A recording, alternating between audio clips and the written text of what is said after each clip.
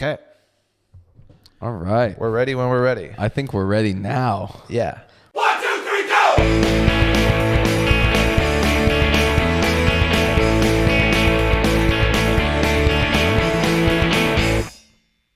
Welcome back to the Career Podcasters, clearly in the new studio. Woo! We got the wedding sign because Alex and I's consummation happened in 2020. Truly, as podcasters, as a podcast duo, that's when... It was founded. It was begun in 2020, and it looks better. When I say consummated the marriage, I am implying everything that comes with consummation. You've seen the profile picture, you know. But yes, welcome in. I think that it's a little weird, but we'll get it's used weirder. to it. We'll get better. When we went to vlog the other day, I thought about this interesting mentality of the vlogger in general. When we went to record us eating, it didn't sit entirely right with me. It feels a little weird. But the thing is, I think you have to. We'll get over that. You're making it unnatural because you're seeing the camera. If you didn't see the camera, and I went, "Yo, Matt, what would you rate this meal?" And you went like, "Yeah, it's pretty good, like 4 to 5." And be like, "All right, for sure. Would you come here again?" Yeah. It could just be a conversation. That's true. And I like the idea that you had, which I'm not going to spoil right now, but I think that that's a good way to go about it. But yeah, just the concept of being filmed in normal shit that you do. Yeah. I try and think of the third person perspective of people around us, like the guys at the cash register being like, these fucking guys. Like, what the fuck are they doing? You know, it's funny. We were at like a average like Mediterranean joint. Not average. It was really good. It was good and close to home, but it wasn't like we went out of our way to film doing this. So it just felt to me like I was making a regular situation more unnatural than it was, which again, you'll get over. Yeah. It's just, well, cause the fact that you're even thinking about it, like you just have to turn that off. Like pretend like I'm not recording, because I've recorded you. And if you were looking down at your food eating and you didn't know that I put my phone up, I could have done the same shot. That's true. And you wouldn't have noticed. That's true. I agree. But like what you're talking about more is the larger picture of vlogging, which is the whole, like you walk around your whole life with a camera. You're on camera almost all the time. Yeah. That sounds painful. I agree. I would never want to do like long form like that. Well, because it makes me think of this guy that I saw in Vietnam. He was basically stream, selfie stick, camera going the whole time. Wow. And I didn't interact that much with this guy. He was at my hostel when I was there sometimes, and he was trying to get everybody in his videos and to like do shit and be involved in his travel stream. And it was just, to me, the epitome of fucking sadness. Because he was living it through the phone screen the whole time. He wasn't able to live it himself. No. And it's very interesting to me that mindset kind of gets created along with the whole look at my life, the whole vlogging scene in general, the whole idea of, even if you have specifics within vlogging, I think that it creates a weird mentality, especially for a guy like that who was just live streaming him doing nothing, chilling in the lobby of the hostel. Whoa, look, he was from New Zealand. And he was like, whoa, look, we got 2 Americans here. I'm not going to even try a New Zealand accent. Whoa, we got 2 Americans here. Oh, mate, fucking, I don't know. Nah, I'm not even going to down under begin to attempt. What they say if you say down under is Australia, fool. That's not New Zealand. New Zealand's right next to Australia. I guess. If they're down under, if they're down under, New Zealand's also underneath in the down area. Like, what do you mean? Yeah. Like what? I guess we don't say that the South Pole is down under, but yeah. So maybe they have like beef low key. It's kind of offensive to call one the other. Rivals, I guess. They ever gone to war with each other? Oh, I don't know about that. It's very possible. How old is Australia and New Zealand? So originally it was like they were all like British colonies. Or how old are?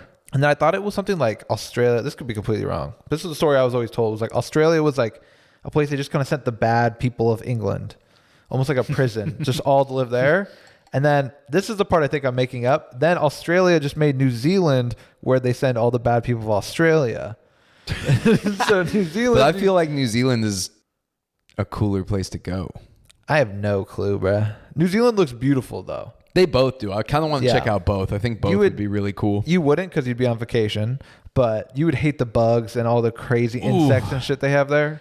Dude, in the Outback, the gnarly spiders. It's like anything could kill you. They film so much of the Planet Earth desert episodes in Australia because it's just fucking breeding ground for alien-like creatures. It's because it's such an island that the species there developed somewhat in a bubble. You know? So they have like marsupials and shit, which are very rare outside of that area, and like a lot of unique races. It's really cool. Like if you're a biologist or whatever, that's like your spot, I bet. The thing is, we think of all this shit. You go to Sydney, it probably looks like fucking San Francisco. Yeah, but I feel like the bugs there are still crazy. True. That doesn't mean the bugs don't come in from the outback into the city every now and then.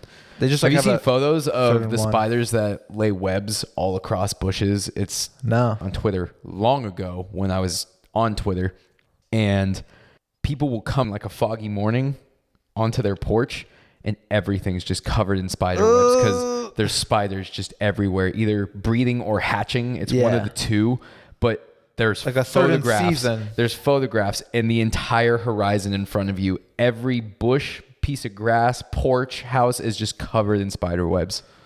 Oh my God. I'd fucking die. Yeah, you would die. You would die. You would die. It'd be a cool place to go though. I heard that they like Americans Oh my too. God, they do. Yeah. I think they do. I heard it's I've like heard that the British- accent, like our accent, is dope over there. It's kind of like how we think of British accents here. But so that vlog guy, here's the thing. If he later found out that he's like a big live streamer and in then New Zealand, and he makes like 6 figures just like being a 24-hour streamer, which is kind of like a thing. There's this guy Ice Poseidon in the US who got big doing it. A lot of people do it. Andy Milonakis used to do it, where they just kind of like live stream their life. What if you found that out, that he's making bands and this is like his job? And it wasn't like a vacation to live there and experience it. He was there as work almost. then that's cool. And I support him doing it. But being real life in this content, I think there's a way you can go about making your content where you don't make those around you in your setting feel out of place. That part's or weird. That part's weird. Yeah, it was very interesting and contrived. So if I had to guess, maybe, because maybe there's communities. I'm not into the New Zealand Twitch scene, so I'm not either. I have no idea. New Zealand, if you want to send us any of your most famous Twitch streamers, and maybe we could have them on. That'd be really cool. Yeah, that'll happen. Hey, do you know anyone who films himself traveling and tries to get everybody to kind of go along with these scenes that he tries to set up? We're looking for in him. Hostel lobbies. I think that's the difference. Is I would do that. I would be more okay if I did that with my group of friends. Yeah. Like I'm not gonna have random people get in on it unless they want to be. Yeah. Like if it happens naturally. Yeah. But I guess this is my argument here. Is like I think that's an awful way to spend a vacation. But a great way to make money. A great way. That's a work day for him. Yeah. Right. So think about it like that. Like he has to do this stupid shit, and he probably doesn't love it either. Who knows, right?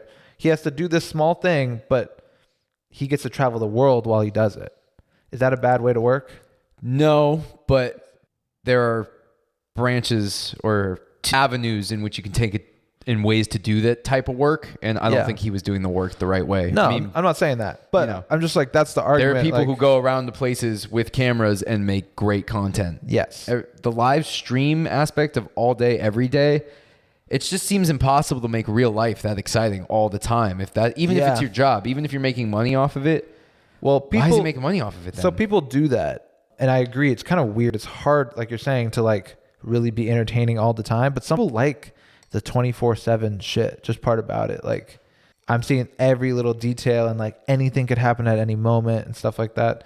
But also, you get drained because you feel like you have to keep doing shit. You're always performing all the time. And you're right. Like you're gonna have to force things to happen. If shit's boring and you're freaking out, you're like, hey, random guy in the hostel, do something crazy. Like that's an issue. If you see your view count start to go down, it probably sets something off. You go like, oh fuck, I gotta improve my content. I gotta keep these guys going because I'm making by the minute. Potentially, maybe not. Maybe he was trying to get off the ground, but who knows? I'm just saying, not saying this guy in particular, but there are people who've had careers doing that, and that's what happens. And it's not my favorite thing. Like, I think that's what puts me off to doing it because I've met so many people who do it that way. Again, there is a way to make really, really good content when you're kind of living your normal life. There are exciting parts of day-to-day life. So you would just prefer to film it all and then edit out the best stuff, or just film the good stuff. Yes, but then even when you're in that mindset, the mindset is still always film, and we'll just cut some bad stuff out. So yeah. That's like a regular vlogger is what you're talking about, where they film a lot, maybe not all of their day, but a decent part of their day. They turn on the camera and then they do whatever and they turn it back on. And then they edit it down to a 5-10 minute video. And then that's the content. The thing is, in that life though, you're just going to, even if you do it like, okay, I'm just going to vlog like an hour a day. But then anytime you see something cool, you're like, fuck, I got to record this. And so anytime anything happens, your first instinct's like, pull up the camera, like content. And I don't think that's bad. Yeah, I don't think that's bad. It's just interesting being on the other end of not being the person observing the filming and the people. That was a involved weird taking situation. place. That was a weird situation. I don't think other even good situations that aren't necessarily weird will deviate too much in how they are carried out.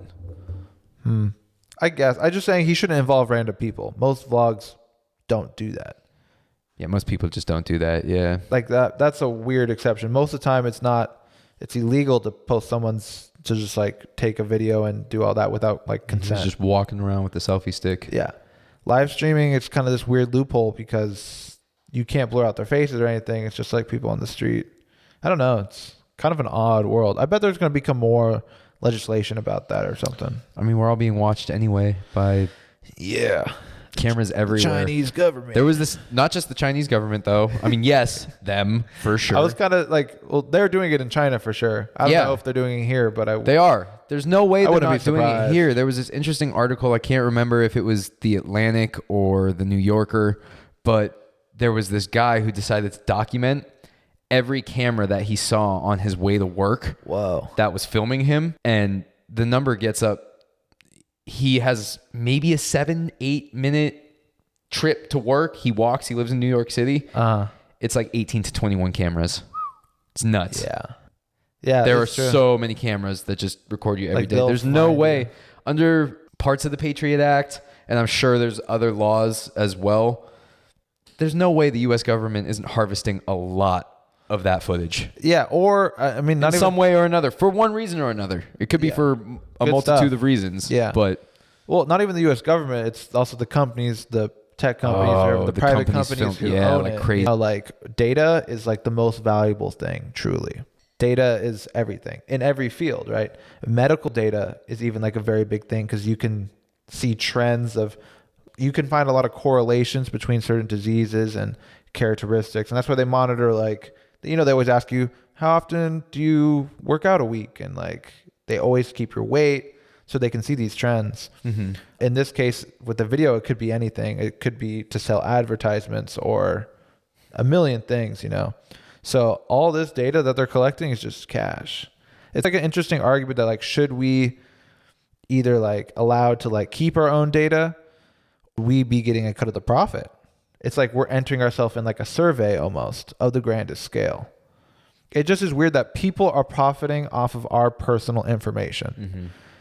Just from watching us, they make money. And it feels like there's a part missing. I don't know what it is. I don't think the paying everyone would work because that's just like weird. I think they just shouldn't use your data like that. Yeah, you should be able to like toggle it on and off. This is the thing, right? It should be very easy to toggle it on and off. You shouldn't have to download third-party apps. You shouldn't have to Yeah, it shouldn't be this hard. do this and that. You should be able to go into your phone settings and turn that off. The thing is, you'll never know if it's Easily. really off or not. You know, like If I got my phone right now and said the name of just a couple different apps in front of the phone, I Sure. would get pings for all of those apps almost immediately. yeah, I mean, not almost immediately, but you're right. Like your phone definitely listens to you in some aspect, or like not even just your phone, but everything. If you have an Alexa, it's for sure listening to you, stuff like that. Well, here's my question though. Do you think, so to us, we're kind of talking like this is a really bad thing, right? Because at least we think, or our first thought is off the rip, like, why are they taking our data? That's weird, right? 100%. That's my first. Yeah, that's Right. exactly my so initial something like thought right off the something rip. like TikTok, which is extremely catered to the individual, right? We're kind of like, oh, that's kind of scary, right? But I've heard from some people and like younger audiences that that's actually the best part of the app is that you're seeing exactly what you want to see. You don't have to sort through all the shitty YouTube videos. You don't have to find the best content and follow them. They're going to tell you, yo, this is the shit you like. And you're like, yo, it's hit after hit. I love every video. But think of how much good content you found as a kid digging through YouTube for videos that you wanted to find and just stumbling across random pieces of gold. Totally. I agree. And like, that's fun part too. And you'd find stuff you never found funny before. But if you kind of, you don't get to grow as much for sure. So maybe there should be an option to do both. But I kind of get the point that like everything you see here is going to be exactly what you want to see. And like people talk about how they get on different TikToks, like, because it's based on how long you look at the specific app, right? Your action on the app. Do you swipe past it? Do you watch the whole thing? How much do you watch? So it'll know. And if you pick up a trend naturally, it will pick up on that. So let's say you get your normal cat videos and slime videos or whatever the fuck. And then you see a video about ghost hunting and you're like, yo, this is really cool. And you sit and watch the whole thing. And maybe you like it. Then you'll start to get more ghost hunting. So it grows as you grow as well. It doesn't just give you what you want. It will throw a couple of things that are a little outside your reach and see if you bite. And if you do, then it gets added. So people are like, oh, I got added to prison TikTok. It's like, what? It's like, yeah, the algorithm saw that I like these videos of prisoners on TikTok, which is a thing. And then now that's added in. It's terrifying, but I also understand why if you didn't think about that part or know about it, the dangers of it, you would be like, this is the perfect platform. Like, it gives me exactly what I want and I don't even have to look for it. Just think on that basic premise, the ignorance of it all. That's the premise. Sounds great. It's loaded. This is loaded as shit because there's some good aspects to it. There's multiple angles I could talk about with problems that I see in it. So I'll try and go over some good things first. Yeah. Curation is really cool and personal curation is great. I actually really like Spotify doing it because they've given me really good radios. There have been times where I'm listening to a radio and they know based on my heavy listening, there are some people who are either really knowledgeable about music or just really good at algorithms working for Spotify. It's an algorithm, yeah. An algorithm thing. Fuck, that's disappointing. You think there's a guy sitting there like, Matt really loves Coldplay. Like, why was Coldplay the go-to band? because you fucking like Coldplay. Yeah, you do. You know, they're okay. I don't think I'll hate on them. I don't love Coldplay. No, I don't hate them either. Yeah. They're a little corny, but they're also classic. It kind of comes with the territory. I feel that. But I like what they do with that algorithm because it gives me really good song choices, layout of the Stuff playlist. you like. Yeah. So in that aspect, it's really cool. When does it go too far? When it goes too far is when I'm having a conversation with somebody about a product, and the next time that I get an ad on Spotify, it's for that product. Yeah, the targeted ads really scare me the most because targeted ads and facial recognition collection, or just facial collection in general. Why that one? If the wrong people get a hold of information like that, I think that it can be used in ways where you would see, maybe it does tie back to ads, because I feel like the worst case scenario, like my nightmare scenario with that whole thing is finding out that I'm Avatar or like an ad. Fire. I don't know if that's fire. Okay. So what you're getting at though, I think, is like the deep fakes. Have you heard of deep fakes? Yes. So deep fakes is where like it would be me acting and talking, but they put Matt's face on my body in the video. I'm not that scared of that. I think, well, I mean, it can't be that good, can it? Yeah, they're getting pretty good. There's a video. Are they getting scary good? I think it was Jordan Peele actually did it. Maybe him or someone else, but they did an Obama impersonation. You know, he does a really good Obama. Yeah. So that's why I kind of assumed it was him. And they put the face thing on it. And like, it looked pretty legit. Like, it was hard to tell. Wow. And it's just that, like, you're right, it's not there yet, but if they get there, it's really scary. But then again, we're all posting photos of ourselves on the internet anyways. So if I were to really sit here and say that I was that scared of what I just said, your face is already on. It's already all over.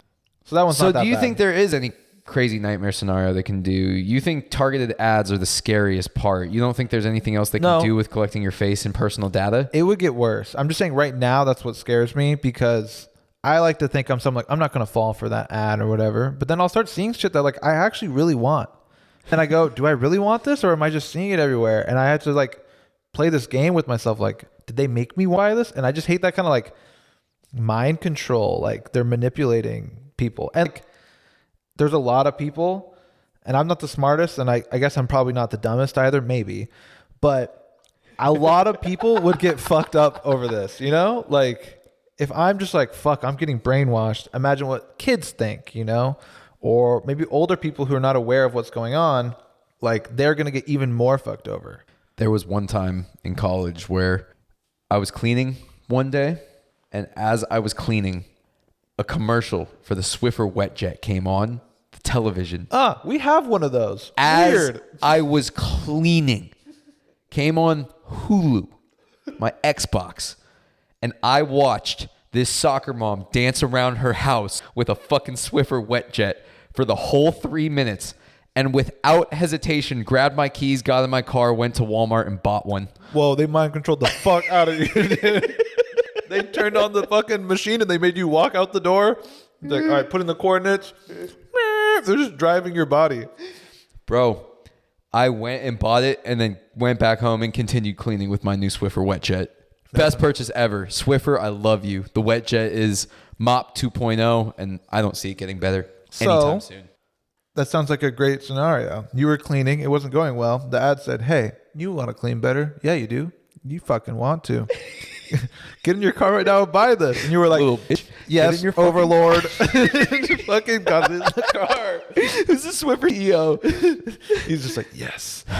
Dude. Got another one. But it was, in this case, mutually beneficial. Like, you guys. It was. They got the money and you got a And I better still like the experience. product to this. Like I said, enjoy we the have product. one. Like, Yeah. we use it. So I guess what I'm saying is, like, there's obviously downsides. Yeah. And you always have to look to the future. And it can get much worse. And it will. I know it will, unless some law comes into play here, which something will happen, I think. It's just kind of scary what the future can hold. But at the moment, I think we're just teetering on the cusp of getting turned around. Because for a while, it wasn't too bad. And now you see companies inventing stuff like Alexa and Google Homes, arguably for the data collection.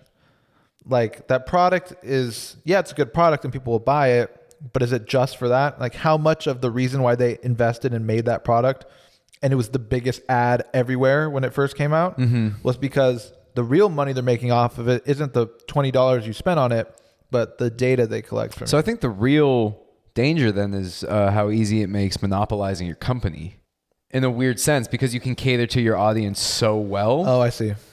Because, okay, I'm not someone who believes that Jeff Bezos is going to harbor our data. Maybe there's some creeps, you know, watching us all fuck. But other than that, I mean, there's not too much damage, I think, that goes into the average person hearing or seeing through video camera what's going on. As of now, it's hard to tell because we don't know everything they're doing. That's true. It could be really scary. That's what I'm saying. You have to imagine the worst. Yeah. And also know where we're at. We're somewhere in between there. But I agree, for the average person, at the moment, it's not going to destroy your life or anything like that. Yeah, I agree. I don't think for the average human being it'll do anything like that. But I think one of the major dangers that lies within it is how Amazon can cater to every single one of their customers so perfectly that why would any customer ever go to any store ever again to buy anything? Yeah. They're doing it with groceries now.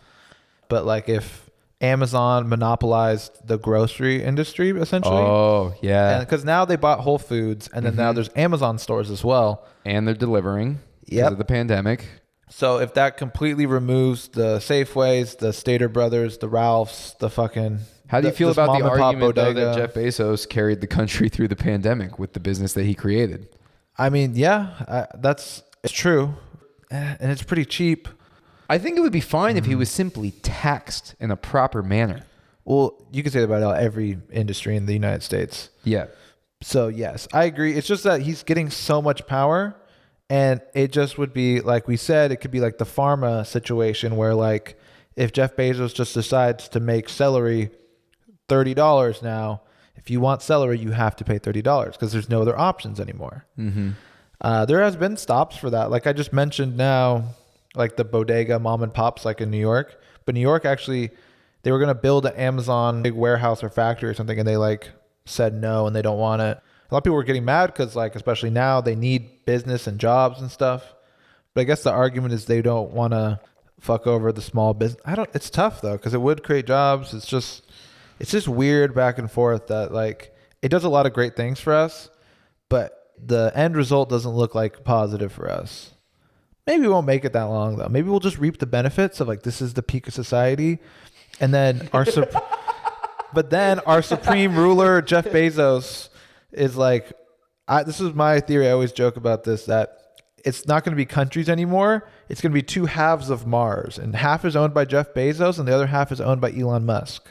And Honestly, you're team Musk or Bezos, and that's everything. And I would definitely be team Musk in that situation, but in certain cases with the tax thing, I hear Elon's a smart guy. I hear him talk a lot about really great innovations, really great ideas, and how to progress man to the next technological point. Sure. He's basically the monolith from 2001: A Space Odyssey. Anytime Elon comes around and shows himself in public as a figure or a statue, mankind evolves.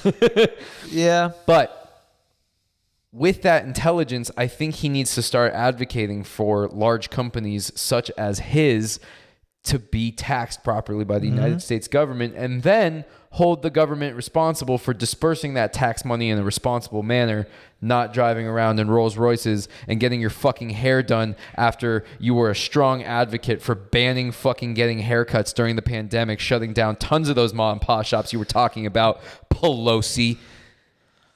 Wow. Sorry. My bad. No, I agree. But the thing is, you see what I was getting at. Yes. The other thing though is, just because Elon Musk is more of a public figure, we don't know as much about Jeff Bezos and these other millionaires. A lot of people All are just of them like, should. I was just saying, I'm an Elon fan. I think what he does is great, and I think he faces too harsh a criticism sometimes. yeah. I mean, He's got to call certain things out more. I wouldn't want him being the commander. I'm definitely team Elon. Yeah. I'm pro everything he does, but I wanted to kind of predecess me saying, God, fuck that scenario Yes. where it's either Jeff Bezos or Elon Musk. That sounds like the two worst decisions of all fucking time. that's what I'm saying. And like, that's crazy that could be a thing. I Yeah. agree. Elon, at least from what I've seen, seems kind of like the guy who knows, I don't know. It's tough. Like what realms to be in and what not. Like, I don't think he would make himself the president. I think he would like hire or have someone do it. Yeah. But the issue with all of this is these people don't live and last forever, but their empires might.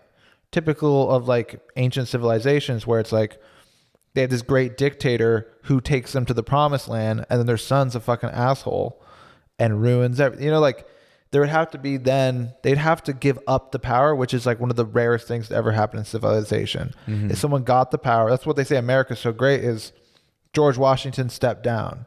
That was like the big thing. And he decided like, no, I'm not just going to be the president forever. And like, that's the special thing in this country or democracy, is that like there's a rotation. The thing I'd be scared is like special-ish, because at a certain point we started seeing a lot of the same characters just in and out. The idea in the beginning, that was the reason. That's what, took us apart and it from makes the rest sense. of the world. I think we were founded on a lot of great ideals. Yeah. But now this is the thing, is the people who got the power at some point didn't give it up. They made it seem like they gave it up, but they stuck around. It's the same kind of families and stuff. So like that. Is Jeff Bezos going to have kids that Amazon's power goes to? Who knows? And then right? what happens with that data? What's the worst thing? So maybe let's play into the worst possible scenario. What is the worst thing Jeff Bezos's asshole son, who doesn't exist yet, maybe he does. Does he have kids? Josh Bezos. Josh Bezos, son of Jeff. I want to say he has kids. He had a wife for a while. I don't know if they had a family. Yeah. What's the worst thing he could do? I'm talking about his future son outside of the wife that he cheated on. Dude, he could. What's the worst that guy could do with all the data collection that happens from Alexas? I'm not even worried about the data. I mean, he could go crazy with the data, but it's just everything. Like he could distribute resources, right? He could be great. He could be better, and he could be worse. It's just that danger of like one random person for no reason other than a family relation. Like we're going back to like monarchies and shit. I'm assuming that's how he would do it. He would give the company to his son, but he could pass it on to like another well-equipped leader. But like that's a weird thing to do, to just give up his family money and shit like that. But regardless, he could, let's say they do take over half of Mars, right? And they own that shit. If they want to decide, like I said, any food prices or rates, they can just throw up in the air. They could change everything. Like they control, it's monopolies. It's the whole issue with monopolies is too much power. That's reverting back to what I said. I think that's the scariest thing that could come of all of this is just extreme monopolies that only perpetuate and catalyze our monopolistic capitalist system, right? Monopolistic capitalist. Sure. We're a monopoly capitalism. I know what you meant. Yeah. So, Monopoly. yes. Monopoly capitalism. Yes, sir. It's the Rockefellers. The term. Yeah. It's crazy. It's what America is. We're not really. Shout out Stephen West. Philosophized this. He broke it down definitionally for me like this, where there were certain philosophers that were political that categorized America. The biggest critics of the United States always say that we are not pure capitalism and we're not pure democracy. We're monopoly capitalism, which heavily influences our democracy because the monopolies control the country's resources. Yeah, that's we've talked about in the past as well, how now it's like your purchasing power weighs so much. That's truly the decision making. Yeah. I argue it's stronger than your vote at this point. Yeah. And also because we're truly a republic, your votes are, it's a little different, but just like choosing who, like if we all give our money to Amazon, of course they're going to thrive. If we all decided fuck Amazon and we stopped buying from them, then they would tank. Like the people truly still decide.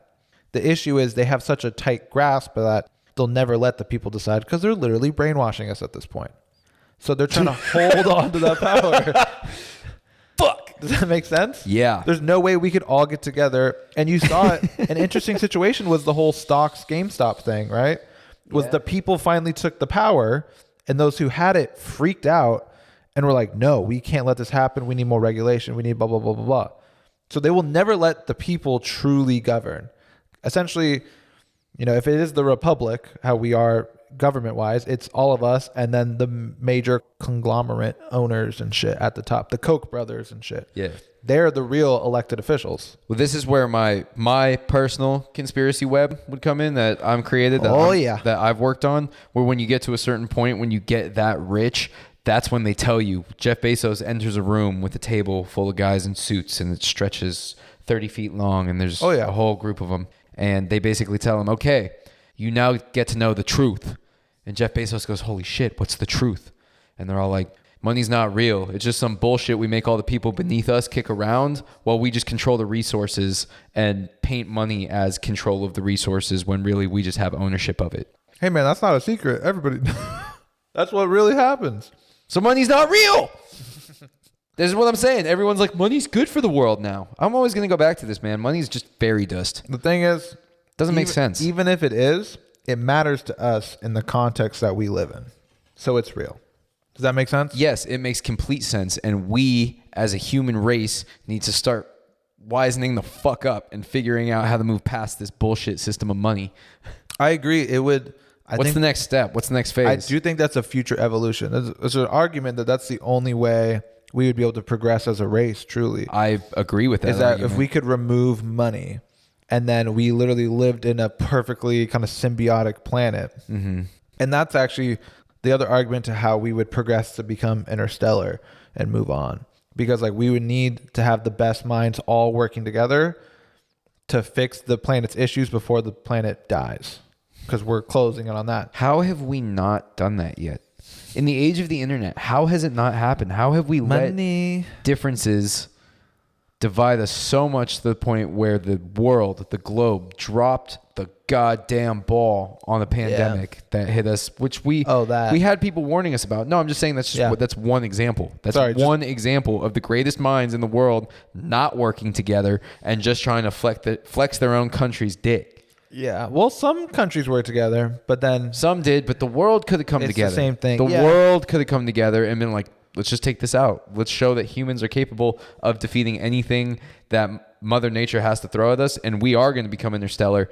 But nah, instead, fuck him, fuck him, fuck him. You're cool, and fuck him. I'm out. Yeah. So what would you have wanted? You wanted some like special team of all the top scientists from every country to come together, or like or just governments to cooperate with one another. For like everything else is halted. We figure out how to take care of people, even the vulnerable populations. Of course, especially the vulnerable populations. I'm just saying, like, what I want something solid here. What's the process? You want us to fly out supplies to different countries? You want us, like, what do you want other countries to do for each other? Yeah, all the research is just getting tag team. We got translators in there. We got Sure. doctors in there. We got everything that could possibly figure out what could eliminate COVID, and we could get back to regular life as soon as possible. Yeah. I felt like we could have done it if we got everybody in there with the correct amount of translators as well, and just have everybody working. My thing is UN microphone shits. My thing is, so that's one lab with 7 geniuses. We might have talked about this, or I might have talked to someone else, but one lab with 7 geniuses from across the world, the best of the best, right? And they come up with a vaccine. This is the one. It sounds great. It's like a movie plot, but realistically, the way we did it initially works best because it's a bunch of different labs all aiming for the same goal, knowing that probably 80% will fail or not make it by the deadline, so that the best of the best rise above, right? And then we know those are the best. So instead of 7 guys in one lab, 7 different labs each run, right? There should have been some shared of like, if there was a big breakthrough, it should be announced. But for a lot of this was just like, they had this technology. Everyone had a different approach to it. Cool. And we figured out which one works. The issue was we didn't then share it. Well, okay. Well, that sucks that we didn't share it. I was actually just going to say I'm just a medical moron, and that's awesome that scientists around the world are still sharing information with each other. No, but no, it didn't get out. It didn't get shared. Well, this is the thing. No, not really. Fuck that. Why? Some things, right? But like, who stops that? That's the politicians that stops that from getting out, right? Or well, no, I just mean, so like the ideas were shared. Like the idea of like, this lab was like, we're going to do an mRNA vaccine. Most of the top labs knew that was an option. They just had different, imagine, so break it down. You're the team. They go, there's this disease. We need to defeat it. How do we do it? There's a bunch of these options. We should try these. Everyone knows the options. They just chose different ones. So they said, we're going to do this style of vaccine. We're going to do mRNA. We're going to do this, right? So they just chose different options. Some worked, some didn't. But then afterwards, right, Pfizer comes up with this great vaccine. Now they're like, we own it. We're the only ones who can produce it. We take all the profits. When it should have maybe been, okay, here's how to make it. And they gave that out to everyone so that every country could copy it and do it on their own. But instead, they want to be the sole proprietor. And so the vaccine rollout's a little bit slower globally. Okay. Does that make sense? Yes. Yeah, that does so actually. The people who are paying for it don't get it. Like, I'm okay with all the different labs. I didn't want a super team, but I wanted when someone did figure it out to go, hey guys, this is what it is. Mm-hmm. Everyone copy it and do it. They might be doing that in some fashion. I don't know. Johnson & Johnson is the one that they're kind of like giving out to the world more so. Which is the one that's fucking up the most, right? Allegedly. Well, I think that was a horror porn. What'd you call it? Fear porn? Fear porn. That's by fear the news. porn right there, yeah. Well, yeah, there was a couple issues with people getting blood clots, but nothing crazy. The one that had more issues was AstraZeneca, which we don't That's UK, right? Yeah, that was in Britain. It's an EU one. They have it all over Europe, but they stopped giving it out for a second. But like, for example, we don't even have that one here as an option because they, I don't know, made some deal with the EU that's what they get. So it's really a weird situation. Also, if you haven't noticed, I'm doing this thing where I'm trying to get drunk off of just chocolate liqueurs. These things are hilarious. I had 3 before we recorded. I think I've had 3 so far. I looked it up. They're like half a beer each, like half a shot in each. Oh, wow. Total. I don't think that's true, though. So I guess I'm like 3 shots deep. I don't know. I don't really feel much of anything, but who knows? I was about to eat it, but it's probably not good radio time where Matt and I just both chew. I'm going to do it anyway now.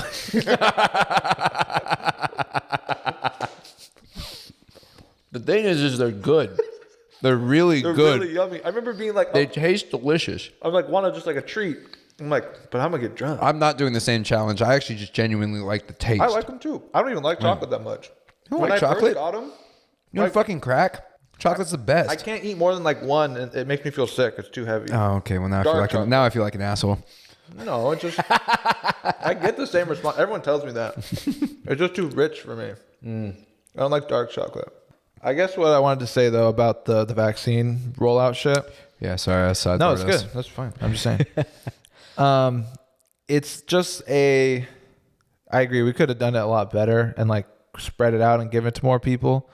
But I think it's slowly happening. But we'll really see when we get numbers of like this country's fully vaccinated. This country took 6 months longer. For example, though, like Russia was giving out the vaccine like months and months ago, and China. Apparently, Were they fine too? Has everything been cool? As far as we're concerned, we'll never know. and what's We'll never let know. out. I no clue. But apparently, like the one Russia did one, and they gave it to a couple countries. They gave it to like Venezuela, I think. I'm making up countries, but he gave it to like 4 or 5 other countries, essentially like allies of theirs as well. But apparently, I read some article, I don't know if it's true, that they essentially just hacked another country's like lab and just copied the data and then manufactured it on their own. They didn't like have their own scientists do it. They just like hacked and stole one. But I was like, why didn't that company should just give that out? Give out the blueprint. Putin's still living in the Cold War, and he's kind of winning the game. He's been playing the game of chess of the Cold War, Putin I think. is one of the most interesting people, I think. He's like a weird dictator for sure, but he's also like brought a lot of great things to the country, but Also kind of beloved and also hated at the same time. yeah, it's very odd. Like Russia's been thriving, at least in their eyes, under him, but I don't know what that really means. Like he's also probably like he definitely is doing tons of awful things as well, but it's just he's such an odd figure. I agree. I don't know. We don't know enough about Russia to like really understand it. No. Or even really speculate, but No. I do know enough about global politics to say that the way that he maintains control is very, very interesting. And I think that he has been playing this long war game. I think he was kind of scarred maybe from something in I the don't Cold know. War. Maybe not Cold We're- War era shit. We're rivals of them. I think But I'm saying because the Cold War was all information. And Yeah. I think he has just been doing his best to be able to get any information from anyone in the world that he wants. yeah. I will also say I think when we're going to look back in history a lot longer, mark my words, we're going to look at this kind of recent era or maybe a little bit earlier Yeah. as the second Cold War, essentially. It's going to become like an internet war. Yeah. Well, and the big thing will be like the Russian advertisements to rig the election. Did he get Trump elected? Stuff like that. That is massive Cold War style battle, just in a whole different mindset. The fact that Russia and they say Iran and other countries are literally involved in our election process and trying to rig it. If they were successful, if we find out they were the difference makers, like that's insanity. That's a direct attack on the country. Really. You could look at it that way because by electing Trump, essentially he fucked over the country. Or it's also just no, this is a joke because there's real world consequences, or it's just a fat troll move, or it's just like, hey, let's True. give you a dumbass. Let's give him a dumbass. You're right. Let's give him a stupid idiot and see what he does. So one option is like, hey, we got dirt on this guy. We can blackmail him and be a puppet for us. Let's get him elected. That's like the worst case kind of. That's what Russia thought about Trump maybe. And they had a kind of a nice relationship, which is why it's like, oh. Or you're right. They just thought he was a dumbass and this would be worse than the other person. Put him in. So like, it's just scary that they have that. And we're going to look back on these as like the next kind of attack is this stealing of information and hacking. It's going to be like the Cold War, but like the internet Cold War. And do you think we'll get past it where it's just data is available for everyone? We'll reach a point where, yeah, it's kind when of the just bubble like, pops, is it going to be disastrous or is it going to be amazing? Is it going to be a miracle? it depends on who you're talking to, honestly. Some people in China actually, I was reading this article, they interviewed a bunch of young Chinese people and they were saying, obviously this is a small sample size, that they really like the way China is because everything is so monitored and taken care of and stuff like that, that there's little to no crime where they live at least. And like everyone's generally pretty nice. And like, they know that if you're like a bad person, you're going to get in trouble or not get a good job or not go forward. So everyone's kind of like good, right? But that's lessening your freedoms for sure. But to them, they're just like, everything here is sick. Like I can still do what I want because they don't know what they could do. They're that deep in it where they don't remember. What becomes dangerous is the modern, like how filtered the information that they get of what their government is doing and carrying out That's in what the I'm country saying. at the same time. It's the ignorance is So there's bliss a little multiple, bit. there's multiple layers to the conversation. I think, for maybe that aspect, having an insane police state, sure, is good. Except when Xi Jinping doesn't like you or your entire race of people, when you start having massive genocide, problems. yeah. And I think it's ignorant of the world. I'm actually shocked at how quiet still a lot of news outlets and everything. It's been changing are. recently, but yeah. It has been changing recently, but I think that there needs to be more attention because if you have a certain amount of red flags as early as we did. Yeah. Still too late. Again, another thing that just happened too late, dropped the ball, or we'll see how much we dropped the ball when we get the full scope of what went down and the actual information. But Of what are you talking about, to be specific? what's going on with the like Islamic genocide in China? Yes. Yes. I was trying to think of the name. I don't remember the exact countries, but it's pretty much anyone who's Muslim they're killing. Yeah. Yeah. It's really awful. And they have been talking about it recently. They prompted Joe Biden, will you be boycotting the Olympics that are held in China? This upcoming one because of this. Some countries have already pulled out in protest. And he said like, we're considering it and weighing our options or something like that. And like boycotting the Olympics would be a big deal, but it's not. It's more like I want the kind of there to be more action than that. Like that's not enough to make them like stop. I have a feeling it's going to be a humanitarian crisis on mass scale. It's going to be. It's getting there. I think everything got ignored because we were tackling COVID, and now that we're not, we're going to start seeing like the real problems come up again. We were all focused on this, and now it's like, oh shit, all this bad stuff has been happening underneath. I didn't think about that. Actually, I had the COVID fog for a long time. Same. And so I didn't have COVID. That's an actual thing. I didn't have COVID and get the COVID fog. Yeah, I had the COVID fog. Where COVID was my number one problem in terms of world problems for a long time. Exactly. We're gonna get to go back to like worrying about the old shit. Yeah, which is good. It's good, but a lot of it's built up till this point. And the media, especially, you'll start to see it because they can't just keep talking about COVID. They're gonna be like, "Oh, what the fuck's actually going on?" So I do think that's going to be a big one. I think China is kind of the next U.S. enemy, probably. No, China's the next global hegemon. They'll be our enemy because we'll be beneath them. Well, they're trying to take our spot. Essentially, is how the U.S. thinks. Sure, it's not. It's. I don't think it's a debate of they're in the process. It's going to happen. I mean, they're not there yet. They're not. Like they're close. So recently they just did a giant Pentagon budget increase, Joe Biden did, to counter the amount that China is growing military wise. We're still like 8 times stronger military than they are. I'm saying it's going to be a war. Just everything. Resource control. I agree. Just being the powerhouse of the world. Sure, we have the nukes still, but that makes us, in a sense, the evil ones. Like that we're just kind of flexing our nuclear power over the world and saying nobody else can grow. I'm not a fan of the increased military. It's showing us how fucking evil we are. We're so desperate to cling to that power structure that we created. Yeah.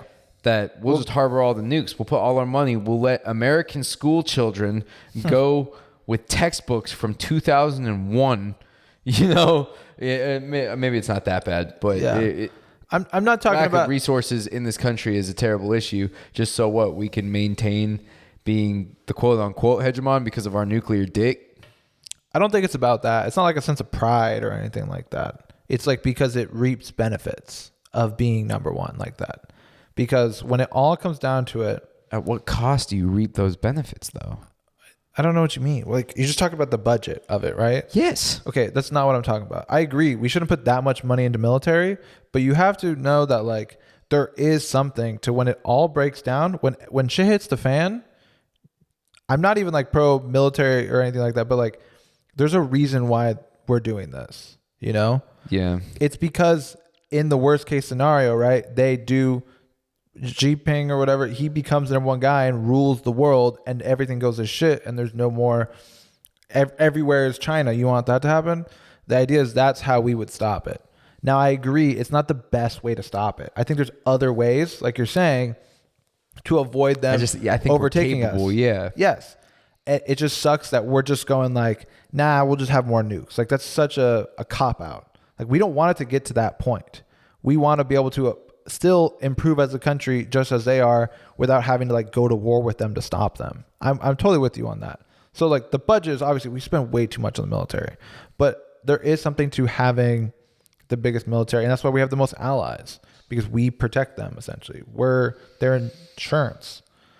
Damn. So yeah. Well, it's just that I think we're gonna have it. We're gonna have to increase at the other stuff to kind of keep up and whatnot. But it's not gonna be. I don't think it'll get to like war or anything like that. But who knows? Like you're saying, Who's to say? Yeah, but Because also it can get there. Yeah. But it also could fall apart for them because they do just have a singular dictator leader that if he dies, they just next guy up or whatever. Like, who knows? I think they'll be fine, but It's crazy, man. They pulled 800 million people above the global poverty line. yeah. That's a lot of fanboys and girls. Yep. That's a lot of super fans. And they would say that's a great thing. It is a great thing. It is a great thing. It's an amazing thing, actually. Yeah. It's a pretty incredible feat. So, But at what cost, right? At what cost? It's just like we have to learn this balance. Like they have a lot of limited of their freedoms and stuff like that there. Mhm. But would you give up a little bit of them to have everyone live a better life? You know, like I get it. They have an interesting capitalism. I get that it's a communist conversation fusion. too. Yeah, I get that it's a conversation. we can't be scared of like this is a communist idea. We can't, right, or something like that, or that like this is super capitalist. We can't. Like it's obviously somewhere in the middle. Especially in the U.S., we're never going to become like a fully socialist country. No It's way. it's just not going to happen. So it's better to go like piece by piece. Like, and You we can already have incorporate a stuff. little bit, right? We already have, Social Security. Like that's super socialist ideas. Like we already have them. People have just been trained now because that's been the narrative. Like that's a scary word. Like, oh, he's socialist. Starting to change with younger generations, and then we can learn like, hey, maybe it's good for healthcare. Maybe, hey, is that so bad? Doesn't mean we're gonna have everything like, government controlled media or something like that. But hey, maybe we can do one piece. And just finding that. But the wait balance. times, Alex. But my fucking freedom. My freedom. They took All right. freedom. I mean, freedom's fire. Freedom is fire. Freedom's super fire. It is fire. We have a lot that we take I do, for yeah. granted. I don't want the world to become China because you can't say what you want over there. We'd Yeah. be put in jail and probably killed for Maybe. most of the shit we said on tonight's episode if Yeah. we were in China saying the same exact thing. Totally. So like that shit is where you're like, no, you don't want that. No, But not at all. to just be like, we're perfect where it the way gets we scary. are also is like, And there's a genocide happening there. no, it's fucking awful. It's crazy. And I think the thing is their bad outweighs the good. They tried to become this perfect utopia, but then in the process, you can see when there's bad people running it, awful things will happen. That's why Yeah. it doesn't work. So it's like, I don't want that. And we Yeah. need to stop that. But we can take just the best of the best. It's silly to just condemn something as a whole that it's all bad. We Yeah. should just take the best pieces and put it together. It's going to be very interesting. It's going to be very, very interesting to see what happens over there. All right. Let's do rec for the week then. Let's do the rec for the week. Close it up. Oh, okay. What do you got? What have I got? I just got into Lil Peep. It's a good one. That'd be a good rec, but I feel like I would rather rec Lil Tracy. Yeah. For So my pop culture rec, I don't know what lessons we learned tonight. trying to think on that still. I got think that. maybe just be afraid. Be scared. So Kidding. first step. Yeah, Rec, Lil Peep, Lil Tracy. I'm a really big fan. I just Maybe got that's kind of perfect. How into did it. I not think of that? The Rec is the joint album. The Castles Part 2. Yeah, sure. Listen to Castles 2 or 1 or they have a hella songs together. They're sick. It's like some of the craziest, most innovative music I've ever heard that I got onto way too late that Alex was on. Apparently also kind of late, you said, but also while it was happening. Oh, I mean, I'm just being like critical of myself. Like I didn't You were look- there when it was happening. I remember before Hellboy dropped, which was kind of the mixtape that like got him to the next level, but I wasn't like following Lil Peep when he had like no followers. Like Gotcha. Like Hellboy got reviewed on like some kind of like noisy type page. They probably got like a Vice review or something like that. Gotcha. He seems like a Vice kind of subject. Well, they do all the underground. They try to do the underground. So I guess what I'm saying he's already kind of big. But I had been listening to Tracy before that and all that. But that doesn't really matter. Yeah, go listen to him. Super good. Very kind of new genre stuff. Super weird. It's very like emo and kind of cringy, corny, but you'll like it. You'll get into it. Once you get it, you get it. Good Lil Peep documentary on Netflix, except that the label kind of makes it kind of biased. But check it out. It's a good watch. Oh, yeah, that is a really good watch. And I think these music documentaries have been giving me a new appreciation for the stuff that I'm listening to. Yeah. Gives you the next level of what you can go into with the art. Yeah. That actually is something interesting that I think about. I'm interested to see what you'd think. So nowadays, I think music now, you listen to it with the knowledge that you know the artist and you understand the context more, right? Music now is more about the individual, the person releasing the music, than the music itself a little bit. Mm-hmm. Where it's like these kind of songs you like because you like the artist and it makes sense with them. If you heard a Little Peep or Little Tracy song, you'd be like, this is weird. These guys are just saying these really basic emo bars and shit like that. But when you learn their story, you learn their history, you learn their background, you go, oh no, this is real raw shit from them. And then it makes sense. And you can personally relate to, yes, in some way, in one way or another, because you start to see the progression. You see their hero's journey unfold. Which is also the reason why, like, you always think, a lot of people, not always, think your friend's music is better than it is. Because you understand where it comes from, you understand their everything else. But the real goal is to make music that people don't know you would like. But nowadays, people just are huge on Instagram and they're just personalities, that their music works because you know their personality. It's like maybe a Lil Dicky song, right? You wouldn't get, but since you know Lil Dicky, you know what he looks like, you know what he's into, his style of comedy and all that. The song is better now because of that. It's like a thing. But back in the day, you didn't know the artist that well. Not at all. Maybe from what? So the music really, it just had to be like good music. But nowadays it's like, it's just who do you like kind of more so. I think that's an interesting evolution of music. It's like you're not selling the songs, you're selling the person. It's pretty tough. It's because I think that the performance, it just used to be different. I don't think it's actually changed that much, because when you went to go see your performer play live, there was usually an aspect to their show or their personality or their character. True. There was just not as much access to getting your character out there 24/7. Yeah. Like, they didn't have Twitch live streaming. They weren't walking around, showing what they're doing in their mansion. Yeah. They had to go out and perform and then maybe talk about it there, or get on television and talk about what they want to talk about on a late night show or something like that. And it's like very rare to have music videos. Like, I'm talking about the times where it's just like you just heard a random song on the radio. You didn't even know who it was by until they said it at the end. And you just went, I like the song or I didn't. But nowadays it's like you watch the music video, you watch their IG live, you know everything about them, and then you already like it before the music even comes out. Yeah. I think that we've been selling the total package for a while, but I feel like we're getting to the point where it's flipping, where the character, the personality weighs more than the music itself. Which sucks. It does. Fuck that. Suck. That It sucks does so suck. badly. How do we get out of that then? Well, it's just, Because it is kind of what's happening. yeah. There's just some cases where it's not, because I'd say Peep was a pretty genius musician that also had that Total flair package. of being a character. But I agree. But it also might be what killed him. If you just heard a song of his with no context, you might not like it. I didn't like him on first listen, honestly, either. Yeah. Because you're just like, wow, this sounds like really shitty drum production over just like a guitar riff. And the guitar riff could be okay, but you're like, what's these corny ass like the hats and cymbals are so basic. But the idea is that's like, if you know trap music and you know that's like the stereotypical trap noises, and you know, oh, this is actually a My Chemical Romance sample or something like that, you get the fusion, you get what he's trying to do, you know him, you know his influences, and then you're like, oh, that's actually genius. But if you didn't know that, like, most people hear him, they're like, oh, this production sucks, or like, why does he sound like that? But when you have the whole package, it makes more sense. So it's like, I agree, he's one of them, but he's also one that the image meant a lot. The argument, I guess, is Lil Tracy has the same kind of music, but his image isn't as good. And because of that, he's not as successful, maybe. Yeah, could be it.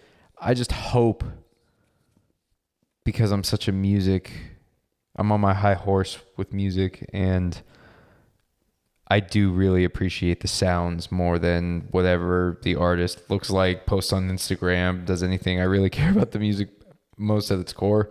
So I hope, for the sake of music, we don't go too far down that path as general music consumers, where... Well, it brings it back to your purchasing power. Yeah, don't support those your artists. listening power, yeah. Like, if you don't like those kind of people, don't support them. Yeah. Don't give them your money, right? Yeah. So, like, you just will decide the true music comes through. Music, too, though, is one of those forms, luckily in the U.S., that, like, you can still kind of make it as an indie kind of, if you're good enough. the labels make it tough, but if you're really talented, you'll shine through eventually, I feel like. It's just we need to make it easier for smaller artists to like grow and develop. But I think it'll only get tougher with stuff like Spotify and all that. Yeah. Because they control what we really listen difficult. It's really difficult. to. Right? You know, like all those curated playlists. And how much easier can you make it? Because then, well, like you said with those curated playlists, right? yeah. You're like, this song sounds good and stuff, but there's also other songs by other artists that you would also like, but they don't play those because those aren't on the label that they have a deal with Spotify with, you know? Yeah. Like how many label deals is Spotify in partnership with all the labels? It's not direct like that. Maybe it is, but it's kind of more under the table. But a big thing is like the way to get popping now, to have a song blow up, it's not to get on the radio, it's to get on a top Spotify playlist. Spotify has the playlist they make, like Rap Caviar. If you get to be the top song on Rap Caviar, 1 million people listen to it a day. You're going to get plays just because you're on that list. How do you get yourself on that list? They have curators who pick. Curators who go watch the New York Knicks in box seats with the head of Republic. And it's kind of that kind of stuff. Gotcha. You know, so a lot of people will join a label and the argument, they're like, what can the label do for you? It's like, I'm going to get you on the top Spotify playlists. I'm going to get you ads. I'm going to get you billboards. I'm going to get you plays. I'm going to get you followers. Like they can just generate that now. So that's the argument. Like you're not going to get on one of those playlists. You might if like your music's really that good and there's some songs and artists on there who aren't paid to be on there, but a lot of them are. That's so dangerous, dude. Fuck all that, man. Right? Fuck all that. It's so weird. It's super weird. It's just kind of, it seems like it defeats the purpose of everything. Right? A little bit, but you can still find the good stuff. You just don't listen to their curated playlists. Yeah. You know? Which I don't, but a lot of people do. But some are better than a million people. Some are better than the others though. Like the big one on the new underground is the hyperpop, and they have a hyperpop playlist. And that one they have guest curators. They'll have like 100 guests picks it. But then of course they just pick their friends and stuff like that. But there's songs on there by people I know aren't on labels or have any of that stuff who get on their top spots. But there's also a lot who get on there because of the connections and whatnot. It sucks in a lot of ways. Crazy realm, man. It's a crazy realm. We've been watching so many music documentaries lately. It's just been giving so many insights into the world of trying to make dirty it industry. in that fucking industry. It feels like a dream. Like, oh, I want to work in that industry. Now it's like, nah, I do Fever not. dream, if a dream at all. I feel like a lot of people when they're young want to be an artist or work in that world and perform on. Like that's a very common like kid dream. Yeah, You know, it's just like you realize it's not that great at all. Yeah, It's a production. it doesn't. They're using you. You're an asset to the company.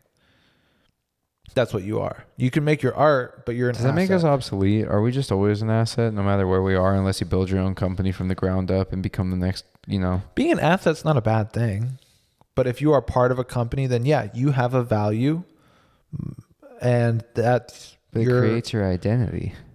No, it just holds your weight in that company or whatever company you're Yeah, at. okay, that's fair. And the argument is if it's a good company or a good product, that's your value to the world, Yeah.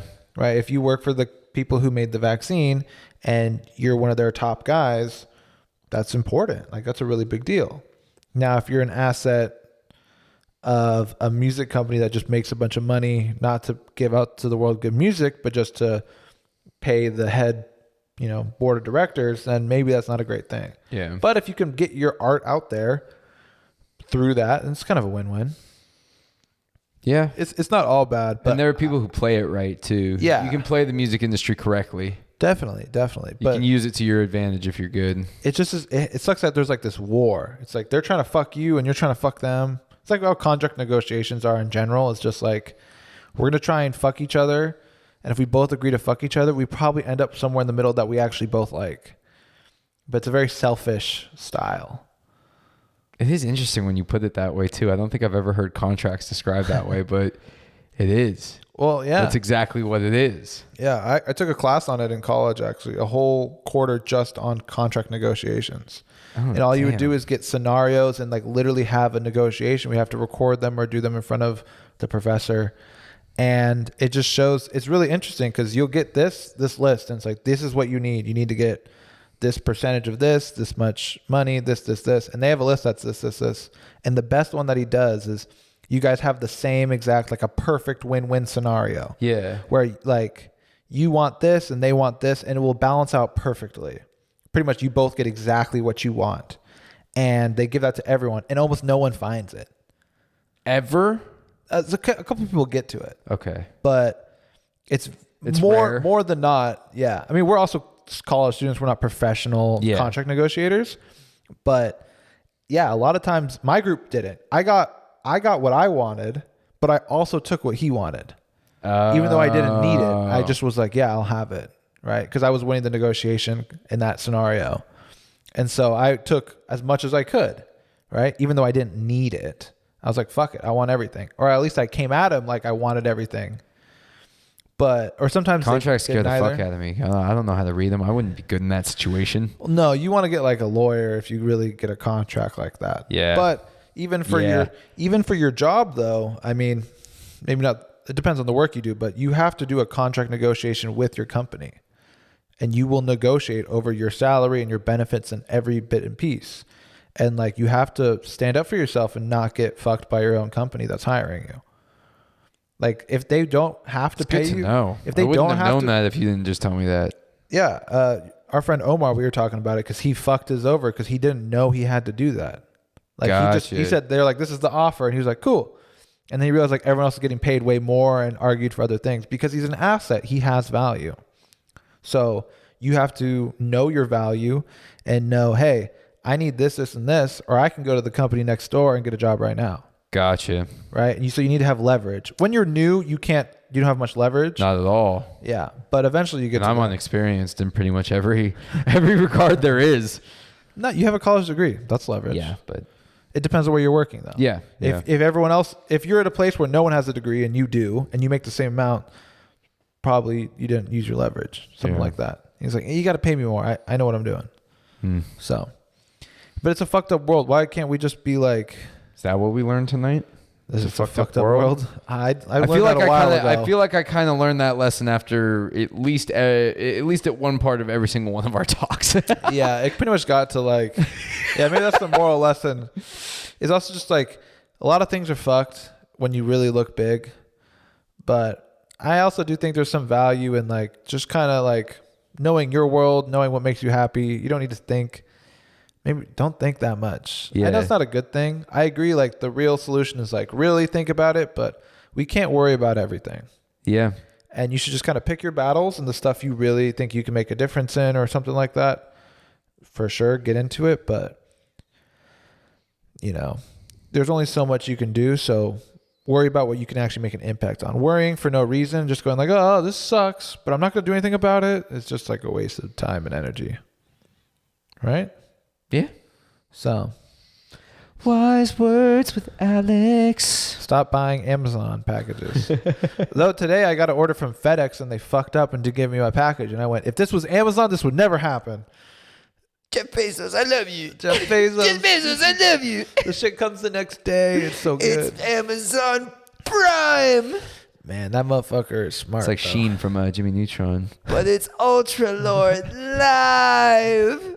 But it's Amazon Prime. What a great character. I love Sheen. Sheen was awesome. Sheen is amazing.